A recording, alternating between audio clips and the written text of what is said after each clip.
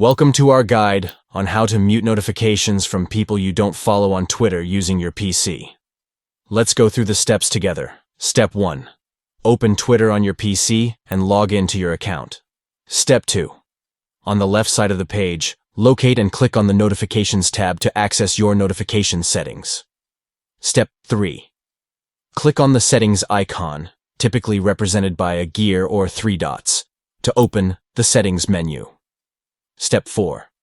Within the settings menu, click on Filters, then select Muted Notifications to customize your notification preferences. Step 5. In the Muted Notifications section, check the box next to You Don't Follow to mute notifications from users whom you do not follow on Twitter.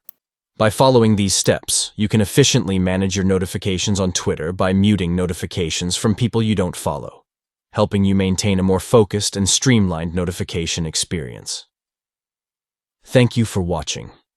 We hope this guide has been helpful in demonstrating how to mute notifications from people you don't follow on Twitter using your PC. Enjoy a more personalized and clutter-free notification experience on Twitter.